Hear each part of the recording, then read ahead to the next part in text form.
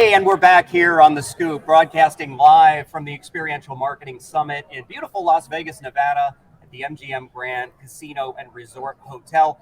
What a fabulous venue. I'm so excited for our next segment here. We've got the team from WebEx Events. What a great group here. Love your smiles. Thank you so much for being on the program. Folks, I want to introduce you to each of these members of the WebEx Events teams. We've got Nolan Ether, we've got Riley Sawyers, and Lisa Vogel. Thank you all for joining us on the program today. Thanks for having us. You guys having a good EMS? Oh yeah, it's great. Is it great to be back in person or what? Oh. It is wonderful. So it's the first time we've ever met each other, actually. Is that right? Yes. You're from the same company, and this is the first time you're getting together. Yep. EMS is doing so much great work in bringing people together, even from the same company. So it's great to make the connections. Now, we're going to have a fabulous segment here. I've got so much I'm interested in learning about what you guys are up to. So let's go ahead and start. I want our audience to understand the roles you play with WebEx Events. So I'm going to let each of you describe, starting with you. First of all, where are you from? Where do you hail from? And what's your role at WebEx Events? Yeah, so I'm Nolan Ether. I'm in Raleigh, North Carolina area, and I lead the content team over at WebEx Events. So we create all the ebooks and videos and podcasts and things like that for our attendees and customers. Fantastic, Nolan. That's great. Riley, how about yourself? Yeah, I'm a senior customer success manager with WebEx Events, formerly Socio, and yes. I help our customers optimize how they utilize the platform, whether their event is in person, virtual, or hybrid. So wonderful. And Lisa? I'm the leader of field and event marketing. I'm out of Michigan, but I help create, some of our presence and the experiences that our attendees have at events just like this, virtual, in person, and hybrid. Wonderful. Fantastic. Well, we've got the right crew here to talk about some amazing topics. We're going to get into so many things with you guys. First, though, I've got to cover, because Riley, you offered me the opportunity, WebEx Events, formerly known as Socio. So this is a big kind of moment for the brand. I believe, Lisa, you said that the acquisition happened last year, but the brand transition has just kind of formally come into market. Share a little bit with our audience about what this means for WebEx Events to bring these new capabilities into their product portfolio. Yeah, it's huge being acquired by Cisco. We have so many more resources, of course, with our technology, security, but specifically we're part of the WebEx suite of products. And while they have so many different products, we now get to fill that gap of having a full end-to-end event platform.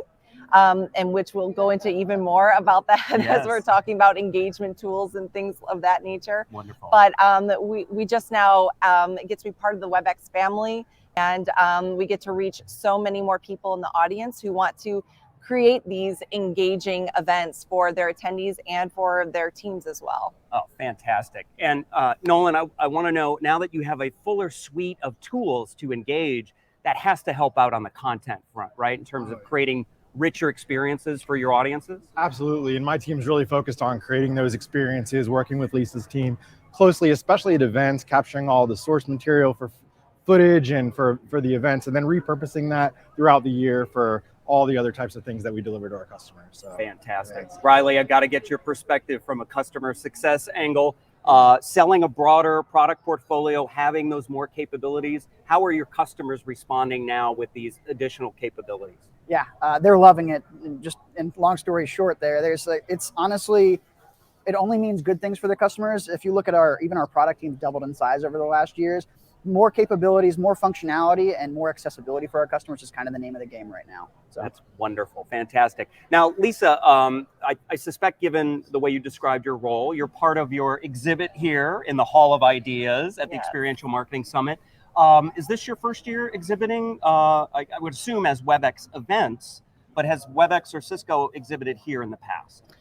No, they're more, especially on the Cisco side, more towards that IT kind of crowd. And for WebEx, more on that hybrid work side of things. Sure. But this is not only our first booth at EMS, this is our first booth ever as WebEx Events. Congratulations. So yeah, it was really exciting. And we love that our first booth and experience is here at EMS.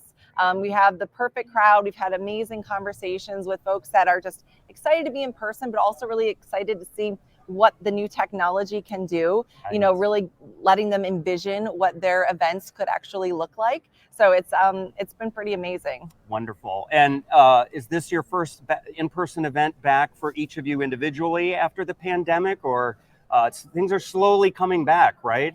It's exciting to be back in person. Nolan, thoughts on that? Yeah, a few of us went to IMEX Okay. back in the fall, Great. and that was kind of in between the Delta variant and the Omicron, kind of where everybody thought the world was opening back up. That's right. So that was pretty awesome. But yeah, getting back now, I think the whole energy, everybody's really ready to get back in person. And I think we're really just thinking through what the future of this industry looks like, and really the next couple of seasons of events. What does that look like as people, you know, people are burnt out of virtual events? Sure. What does it mean about rise in expectations for hybrid events and things like that? So, well, we're going to get deeper into that topic in just a minute. Absolutely. Riley, for you, how does it feel to be in person here with folks, real humans again, right? Yeah, it's great. You know, it's been fun to not only get to engage with some of the people that are attending the event, but customers that are here. And you know, I've been talking with customers and helping them get back to in-person or hybrid over the last, you know, probably year or so. Yes. We've done a lot of virtual across 2020, 2021. Sure. So being able to also, you know, get to myself, go back on site or being here in person is great. Wonderful. So, folks, if you've just joined us, we're broadcasting live here on The Scoop. We've got the team from WebEx Events. I'm with Nolan, Riley, and Lisa. We're going to get into now, you folks, I think just had a keynote session, right, with the EMS program. And I've got notes here from my producer. The session entitled Engagement Techniques That Captivate Live and Virtual Audiences. I know that that is on the mind of every one of our audience members, and so I really want to dive deep into this. So I'm going to throw out an open question, and you can each kind of chime in with your own perspectives. Love to hear, what were some of the key messages that you shared in that session that you'd love to have our broader audience understand? Who wants to go first? Yeah, I'll go ahead and take it first. Great. One of the kind of key themes from the presentation was one of our phenomenal customers, MadFest, who run an incredibly large marketing and advertising disruption festival in London. They, over the last 3 years, they've been working with us even longer, have run an in-person, a virtual, and a hybrid event. And through different techniques for engaging the attendees and being able to allow their sponsors and exhibitors to utilize technology to get to the attendee engagement and visibility out of the events as well, have been able to double the revenue that they're getting out of the event year over year over the last 3 years. That's incredible. And being able to do that in all three formats has been, you know, an exciting and fun challenge. No doubt. That it seems to be an unusual outcome given the pandemic of the last 2 years, to have that level of success with all of those different modalities.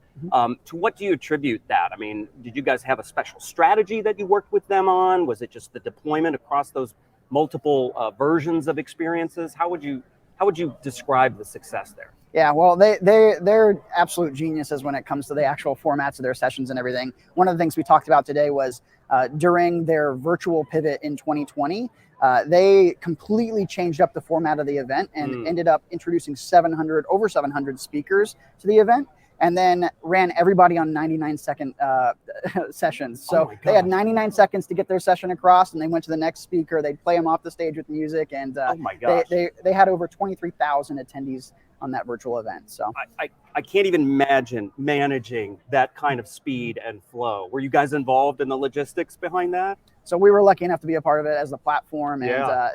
they really did absolutely nail it. So That's amazing. Awesome. Nolan, how about you? Perspectives on the session, key messages. I mean, I think it's really about how you engage your customers, thinking about, you know, leaning into MadFest, the fact that they're just brilliant at really blazing those trails regardless of the format. So we're learning from them as much as they've been learning from us. We tried to integrate Slido, which is another kind of a sister brand of you know, also acquired by Cisco. Sure. Recently, interactive elements, making sessions more engaging, adding video content, those types of things really important, you know, and then thinking about events really as milestones in the customer journey. So really kind of extending that focusing on the full life cycle of events and everything in between, right? And really getting closer to your marketing, better analytics, real-time analytics to be able to improve your events, you know, real time is really important. Sounds like a fantastic session. Now, Lisa, were you part of that session, or were you still manning the exhibit here? Manning the exhibit, but I was able to see the session. Nice. That's great.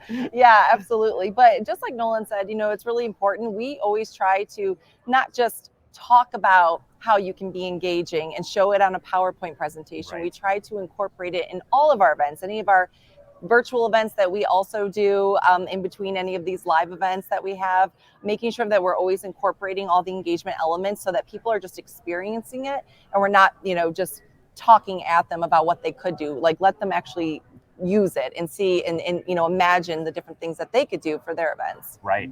The days of talking heads and PowerPoint presentations, that's over. That's not cutting it anymore. Yeah, is we've it? got to think through how you can kind of, create segments, make it feel almost like more like a live broadcast like we're on right now. Thank you for the nod. No, I think that's really important. And, we hear a lot of different opinions on the degree of interactivity, and this crosses different modalities. So I want to focus for a minute on hybrid events, because we've heard a lot as we kind of come out of this pandemic, fingers crossed, that, okay, hybrid now is the way to go, right? But I don't know that everybody understands exactly what that means. To what extent are those in-person and digital experiences integrated? And maybe there's a spectrum of that. How are you folks advising your customers in terms of the right model and balance of in-person and digital engagement? Yeah, I think that spectrum is that key word there. I think almost everything moving forward, people don't want to give up the reach of virtual events.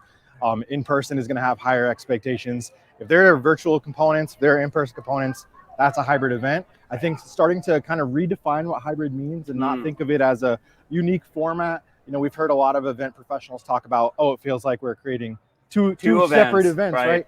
But hard, attendees, right? We've been having conversations. Attendees don't think of themselves as an in-person attendee or a virtual attendee. They're going to engage in the way that works best for them, and I think that's the way we need to think about planning events moving forward. So, amazing insight. We need to be attendee centric, right? I mean, it seems simple, but it's hard to do in execution. And I think that's a great insight that individual participants, I don't think of myself as being an in-person attendee here, and I'm constantly checking screens, right? So I'm engaged in the EMS app and other aspects of the program, and certainly our broadcast here. Riley, how do customers react to this as you engage with them and you talk to them about their success? You're trying to help them achieve their desired business outcomes. You must get involved in helping them to make these decisions about the right balance and where they invest their money in different types of experiences. How do those conversations go? Yeah, so a lot of times too, the important part when you're talking with a customer about a hybrid event, everybody knows hybrid is, in-person attendees and virtual attendees, but beyond that, it means different things to different people. Right. So figuring out what that means specifically in regards to their event, and then understanding how you bridge the gap between the virtual and in-person attendees and allow for fun and engaging opportunities on both formats. I think that sort of lends itself to you then leveraging the technology to get there, and then working with their teams to manage the logistics of that, of course, as well. Absolutely. Back to the content focus in a hybrid, because you raised one of the issues that a lot of brands are talking to us about. I've got to create two events. I got to create this in-person thing and then this virtual thing. I don't have enough staff, right? I don't have enough resources or just sort of mental bandwidth to take this on. Is that really the way that they have to go or think about it? And what tips or tricks do you folks offer for, kind of how to alleviate that anxiety that your customers are feeling and help guide them down the right path? Yeah, we're working through this right now on our team. So that's why Lisa and I are kind of grinning at each other. How do we bring the event team and the content team closer together? How do we make sure that what we're doing at events is used for content? And I think one of the things we're really focusing on is kind of what are our themes or what are the perspectives that we want to go to market with in any particular set of time, whether it's a quarter, 6 months, whatever. Sure. And then creating that content, doing that deep thinking earlier on, and then kind of breaking things down. So every piece of content you create cannot be cradle to grave, brand new, net new piece of content. Right. You've got to be kind of talking about the same couple of things, and you have to assume that your attendees or audience, they might not see everything that you do. So it's okay, to create content in a specific way for LinkedIn, and in a specific way for Twitter, and a specific way for your blog, and having the same kind of core message. That's actually a healthy thing to continue to hash on or hammer on the same kind of themes in a way where you're focused on the audience for that particular platform. Wonderful. And I think highlighting the unique aspects of the channels that you're working with and the audiences that use those channels probably brings you to do some tweaks, right? To do some different things in terms of engagement. Does that create complexity for the client, or does it actually drive more success so the effort is worth it? The juice is worth the squeeze, I think is how the phrase goes. Lisa, thoughts on that? I mean, no, I mean, I think once, if you take like an events program, like a 60-minute webinar or a virtual event or something like that, there's so many pieces that you're layering in that then Nolan and his team are like, this is amazing, because I'm going to make like 10 new pieces of content from this, whether it's a blog or it's a Q&A or it's snippets from something that we did so that they can play it on LinkedIn or on Twitter or something like that. So it's more, put the work into that first part, and then how can we make this live on? And also, to Nolan's point, not everybody saw that webinar. Not everybody read that article. So then how can we also keep using that content in just a different way, maybe from a different perspective, but we're still talking about some of the same key points, but maybe it's just coming from a different person, whether it's a customer or it's someone that's internal, or a customer, success manager or something like that. So, I mean, it definitely can live on if you think through the different ways that you can use that and don't think of it as, this was done, it's old, let's throw it away. And it can work both ways, right? It's a two-way street. It's not just events feed content. You could create content up front that then feeds events, and we work really closely to do that as well. You just blew my mind. I think a lot of the event organizers too, when they think about hybrid, immediately go to the challenges as well too. But I think it's also worth considering what made virtual so great and why that's still important to them, like the hybrid event as well too. Wider audience reach, easier to bring in high profile speakers to your event. A lot of times you could probably afford to bring in a high profile virtual speaker that you might not be able to bring in person. So don't forget about some of those positives from the virtual side of hybrid events, in addition to the fact that, it is challenging to approach it the first time. You don't have to make every event hybrid.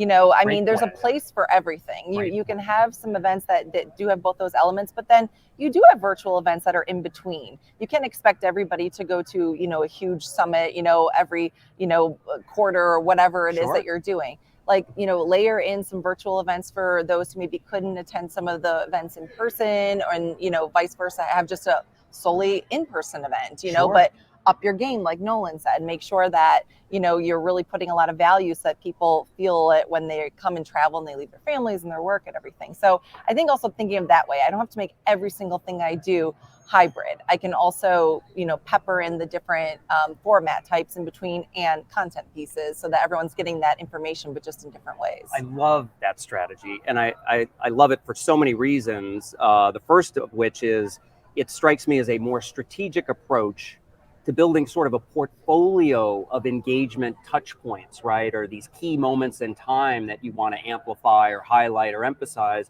Doesn't always require a full-blown hybrid.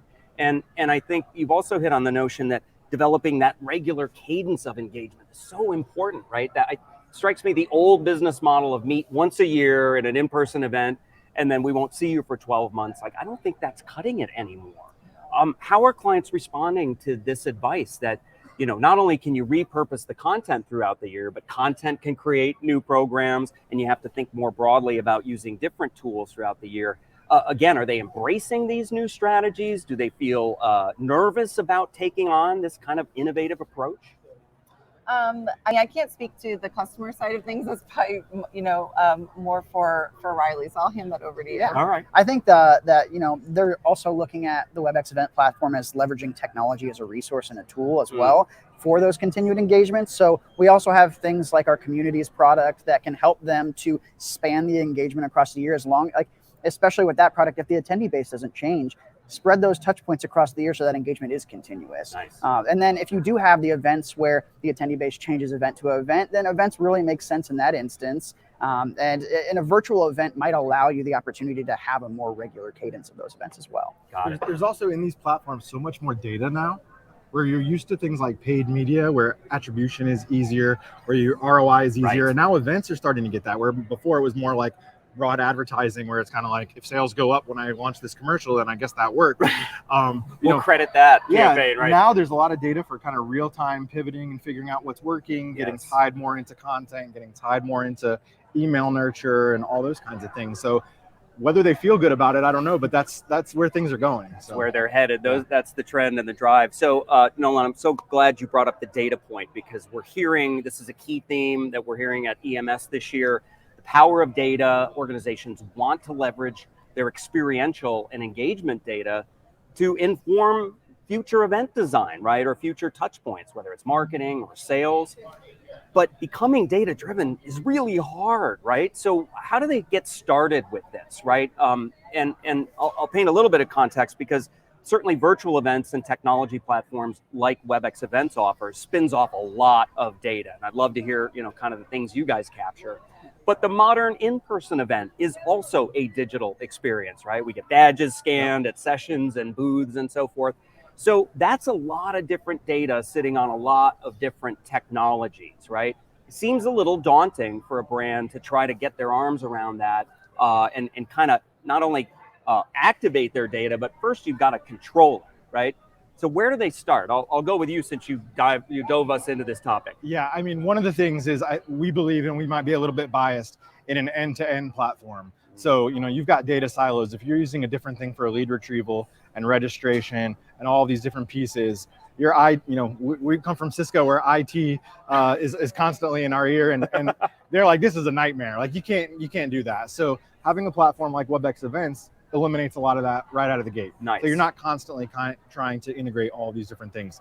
Whether you're an in-person or a virtual attendee, all of that data is in the same place. And Riley can probably speak more to some of the dashboards and how you can utilize those analytics. Excellent. Exactly. And when you bring in the different touch points for the end-to-end experience, you're also helping the event organizer to manage less vendors, and then you're streamlining the process for the attendees, because it's attendee focused, right? So if you have the same provider for your badge printing and check-in, that's also connected to your lead retrieval and the platform. And then you can also bring in our streaming and everything like that. Nice. All these data points are connected, and they end up in our live data dashboard. So that's all in the event organizer's hands, especially which was incredibly valuable when we went to virtual, where all of a sudden you've got these event organizers like, I'm not seeing the people in front of me in the room. Right. I don't believe they're there. Yeah. What are they doing? Are they actually here? Right. Now they can tell that. And when we're back here in the hybrid or the in-person format as well, I mean, that information is just as valuable in that format too. So that's right. It's all at your fingertips by leveraging the technology as a tool and a resource. And there's also opportunities to use that data real time.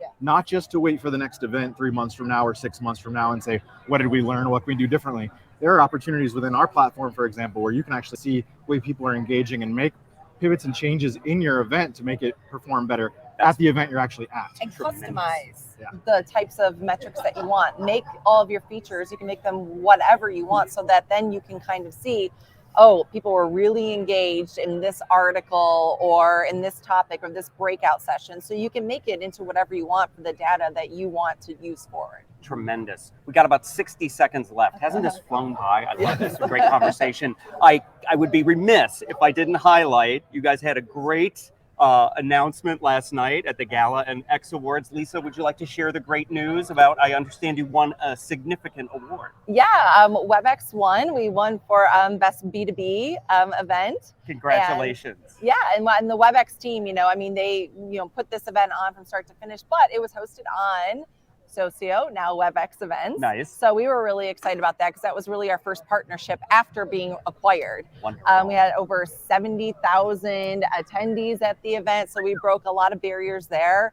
Their numbers just skyrocketed. We had tons of engagement, and even the way that everything was put together, from the different types of interviews and showing off different hybrid workspaces. And we also had an events track.